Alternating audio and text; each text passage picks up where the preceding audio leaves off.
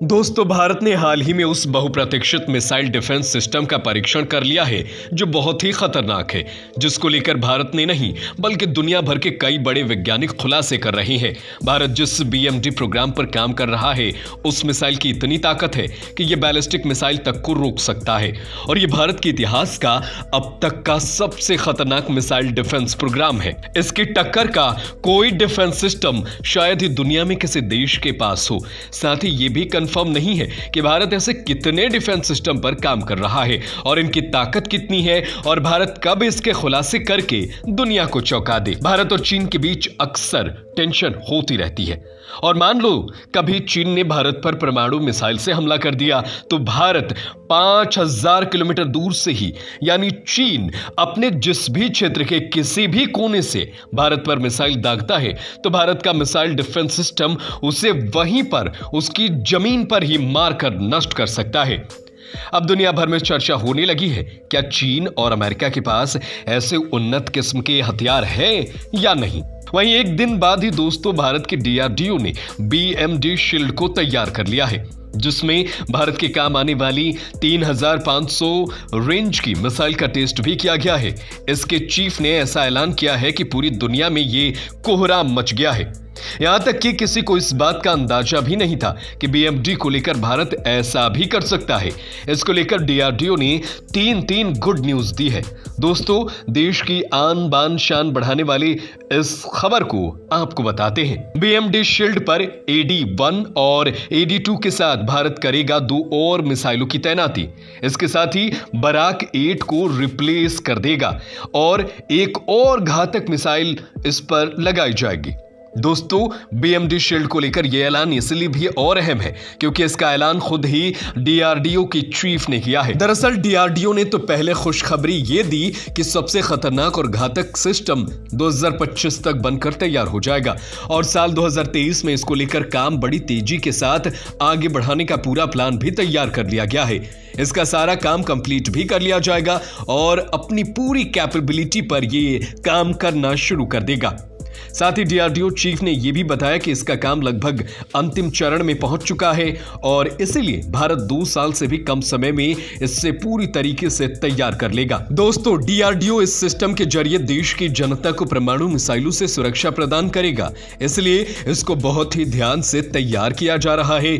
DRDO ने बताया कि BMD शील्ड के लिए अहम AD-1 मिसाइल का सफल टेस्ट भी कर लिया गया है। एक दूसरी मिसाइल को भी इसमें शामिल किया जाएगा जिसका नाम है AD-2, जिसके बाद BMD शील्ड मिसाइल हमारे देश की सुरक्षा करने लगेगा और देश पर आने वाले किसी भी खतरे को 5000 किलोमीटर दूर से ही मारकर गिरा देगा।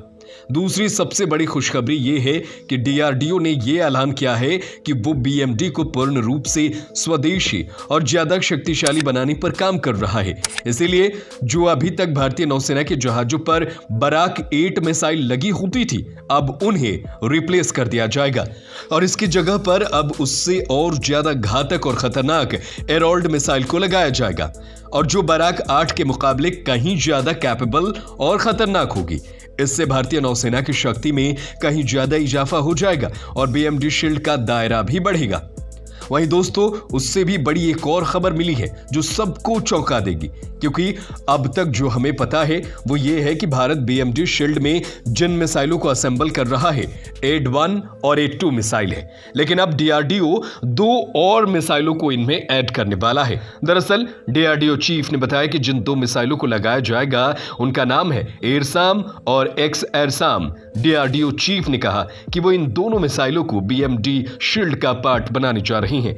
आपको बता दें कि एरसाम की रेंज होगी 200 किलोमीटर और एक्स-एरसाम की रेंज होगी 350 किलोमीटर और जबकि मिसाइल BMD शील्ड में लगेंगी तो उसकी ताकत और बढ़ जाएगी।